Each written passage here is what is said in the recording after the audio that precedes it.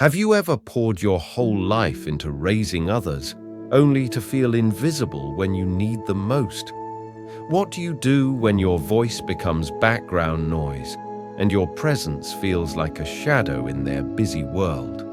And more importantly, how do you reclaim peace when the people you love the most stop seeing you? Aging is a universal truth, steady and unshakable, like the rising sun that greets us each morning. From our first steps in life, we walk a road shaped by decisions, relationships, and the ever-moving current of time. Yet for many, the later years bring not only physical changes, but an emotional weight that is often heavier, a growing feeling of being forgotten. It's a quiet ache, one that doesn't scream, but lingers, a sense that your presence no longer matters in the lives of those you once loved more than yourself. The children you held close, taught patiently, and made countless sacrifices for, now seem to live in a different world, one where their attention is scattered and their visits are rare. When they do come, it feels hurried, their minds consumed by glowing screens and endless obligations. And when they leave, they take with them more than just their footsteps. They take with them your hopes for connection. In those moments, questions arise like whispers in the heart. Did I not love them enough? Was I too strict? Too soft? Where did the warmth go? The Buddha once said, "Attachment is the root of suffering." And never does this teaching feel more real than when we confront the changing tides of our closest relationships. Aging is not just about the weakening of the body, it's about watching love evolve, sometimes into silence, distance, or even neglect. It's about coming face to face with impermanence in the people we least expected to drift away. But here lies a powerful truth. The chaos of the outside world, the indifference of others, the fading of familiar bonds, does not have to disrupt the stillness within. Just as a clear pond remains undisturbed beneath the surface of a storm, your peace can remain untouched if you allow it. The wisdom of Zen and Buddhist philosophy invites us not to resist these changes, but to meet them with grace, awareness, and inner strength. It does not tell us to numb the pain or deny the loss, but to observe our suffering, understand its root, and loosen our grip on the expectations that bind us. Because often, what hurts most is not what others do, but what we hoped they would do. The longing for respect, for recognition, for care. That's where suffering lives, and it is there that we can begin the path of healing. So let us begin with a story, a reflection of life that may feel deeply familiar. The story of an old man whose loneliness was not the end, but the beginning of a journey inward. A journey guided by Buddhist wisdom and the quiet strength that comes from truly understanding the self. In a small, simple home filled with silence, an elderly man sat alone. His days blurred together, each one quiet, each one long. But one thought, like a bird taking flight, would change everything. He sat with the silence of his room, still remembering that single thought. Am I seeking their respect to fill a void within myself? It lingered like a bell echoing in an empty hall. From that moment, something in him began to soften, not in weakness, but in clarity. He started to reflect on his past, not with regret, but with a sense of honest recognition. He saw the moments he had lost his temper, the times he had let exhaustion speak in place of love. But he did not dwell on these memories with guilt. Instead, he held them gently, like pages in a well-worn book, knowing they were simply parts of his human journey. And in the same breath, he acknowledged his efforts. The countless nights he had stayed awake caring for his children, the wisdom he had shared, the love he had given without condition. This kind of balanced reflection brought with it a quiet liberation, an acceptance not only of his flaws, but of his virtues too. When the evenings arrived, cloaked in quiet, he would sit down to meditate. As the world outside slowed, so did his thoughts. In the soft stillness, he practiced letting go of old expectations, letting go of the need to be understood, letting go of the story that his peace depended on others. He would gently repeat to himself, "My children's actions are their own karma. My peace is my responsibility." This simple mantra became an anchor, steadily grounding him in the face of disappointment or silence. With each repetition, a subtle shift unfolded within him. It was like setting down a heavy bag he hadn't realized he'd been carrying for years. One afternoon, while strolling through a nearby park, he noticed a young child learning to walk. The toddler stumbled, arms flailing, but the parents stood close by, smiling, hands outstretched, ready to catch their little one. The scene warmed his heart. A memory flickered, the days when his own children had taken their first steps, with him just as near, just as loving. And in that moment, a quiet truth dawned on him. Love is not a transaction. It is not something given in exchange for gratitude or acknowledgement. True love, he realized, is a gift, freely offered, without strings. From that day forward, he chose to love his children not based on how they acted or how often they called, but simply because they were his children. When they came to visit, he welcomed them with genuine warmth, no longer reading into their tone or mood. When they didn't, he sent them silent blessings, wishing them peace, happiness, and clarity in their lives. Over time, something began to change. His calm presence, once unnoticed, started to ripple outward. His children, at first confused by his peaceful demeanor, slowly began to notice a subtle difference. There was no guilt in his eyes, no judgment, only ease. One day his eldest paused and asked, "Father, you seem so at peace lately. What changed?" He smiled gently and replied, "I stopped waiting for the world to bring me peace and found it within myself." His words sank into their hearts like seeds. They didn't bloom immediately, but gradually they returned more often, not out of duty, but from a quiet longing to be near someone who radiated calm, acceptance, and unconditional love. He had come to understand something deep. Respect is like a flower. It cannot be forced to bloom. It must grow naturally when nurtured with patience, kindness, and understanding. Not all seeds flourish. Some of his children remain distant, wrapped in the busyness of their own lives, but this no longer caused him pain. He had stopped measuring love by its return. Instead, he found joy in the offering itself. So what can we learn from his story? When you feel neglected or disrespected by your children, try this. 1. Reflect without judgment. Ask yourself, am I holding on to expectations that cause suffering?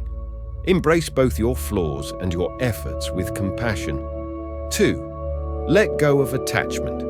Don't tie your self-worth to how your children treat you. Their behavior reflects their path, not your value. 3. Practice loving kindness. Love without conditions. Even if your love isn't returned, let your heart remain open. 4. Nurture inner peace. Through meditation or quiet reflection, cultivate the stillness within. Let it become your anchor. 5. Lead by example. Live with dignity, patience, and grace. Let your life speak louder than your words. The story of the old man reminds us that real peace begins not with others, but from the stillness we create within. His journey inward wasn't just about aging gracefully. It revealed timeless Buddhist wisdom that applies to every stage of life, from youth to old age. Let's explore these teachings more deeply and reflect on their power to transform how we relate to ourselves and those we love. 1. The illusion of control. The man's initial pain did not come solely from his children's behavior. It stemmed from his desire to control the outcome of their relationship. Deep down, he had expected something in return: love, respect, attention. After all he had given, he hoped to receive. But this quiet expectation became the source of his suffering. Buddhism teaches us that the more we cling to control, especially over other people's actions, the more suffering we create for ourselves. Why? Because each person acts based on their own path, their own perceptions, and their own karma. These forces are beyond our influence. So ask yourself, am I trying to control something that is not mine to control? Recognizing this truth allows us to loosen the grip we unknowingly hold on others. And in doing so, we create space for peace, acceptance, and emotional freedom. 2. The mirror of expectations. Expectations are subtle. They often remain unspoken, yet they quietly shape how we feel and react. The man's suffering deepened when he realized he had been holding invisible demands, that his children should behave a certain way or should express gratitude in return. This realization was a turning point. By acknowledging and then releasing these expectations, he broke the cycle of hurt. Expectations often turn love into obligation and care into resentment. Reflect honestly on your own relationships. What am I expecting that causes me pain? And what would this relationship feel like if I let go of that expectation? When we let go of should and ought to, we allow space for genuine connection to blossom, free from the tension of unmet hopes. 3. The power of non-attachment. Non-attachment is often misunderstood as indifference, but it's not about not caring. It's about caring deeply, without clinging. The man didn't stop loving his children. He simply stopped tying his happiness to whether they showed love in return. This practice gave him a sense of profound freedom. His well-being no longer rose and fell with the waves of external validation. To understand this, imagine holding a delicate flower. You admire its beauty, but you know it will wither. Can you love the flower without trying to keep it forever? This is the heart of non-attachment: to love, to appreciate, and to release. 4. Loving without conditions. The man's shift toward unconditional love marked a major transformation. He no longer measured his children by what they gave or didn't give. He chose to love them simply because they were his. This practice of metta, loving kindness, did not just transform his relationship with them. It softened his own heart. It healed his inner wounds. He began a gentle meditation. May I be happy. May I be peaceful. May I be free from suffering. May my children be happy. May they be peaceful. May they be free from suffering. With time, he extended these wishes even to those who had hurt or neglected him. Not because they deserved it, but because he deserved peace. This simple practice expands the heart. It turns bitterness into understanding. It turns silence into compassion. 5. Embracing inner peace. The peace he found within began to radiate outward. It showed in his voice, in his gaze, in the way he listened. He no longer tried to fix things. He simply was. And in that presence, something shifted. His children began to sense the difference. His calm became a silent invitation. It wasn't what he said, it was who he had become. Inner peace is magnetic. When you nurture serenity in yourself, it doesn't need to be declared, it is felt. Ask yourself, am I chasing peace outside of me when it already lives within? Even just a few minutes of meditation, a quiet breath, a whispered prayer, these are doorways to that stillness. His journey of transformation had taught him many things, but perhaps the most liberating lesson came in the end, learning to accept life exactly as it is, not as he had hoped it would be. For a long time, he had quietly longed for all his children to return his love. Some did. Others, lost in their own lives, did not. But the day he truly accepted that they might never offer back the affection he had once given so freely was the day he found freedom. Acceptance, as taught in Buddhism, is not the same as giving up. It is not a passive surrender, nor a bleak resignation. It is an active clarity, seeing reality as it truly is, without illusion, and responding to it with wisdom instead of resistance.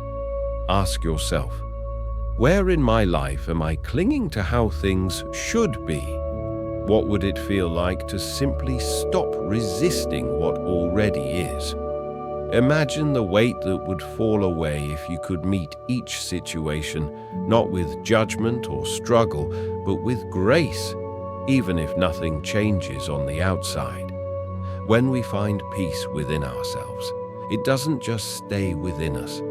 It radiates, it ripples outward, it softens the hard edges of our relationships.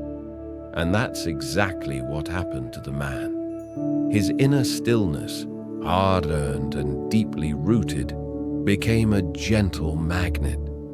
His children, who had once drifted, slowly began to return, not because they had to, but because they were drawn to the serenity that surrounded him like a quiet light. Visualize this: a perfectly still lake. Someone throws a stone, perhaps pain, rejection, misunderstanding. The ripples spread across the water, yes, but they eventually settle. The surface becomes calm again. The lake is not broken.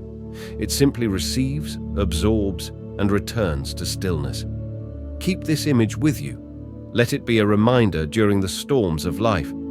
Practical steps to embody these teachings. 1. Daily mindfulness practice. Set aside a few minutes each day, just for you.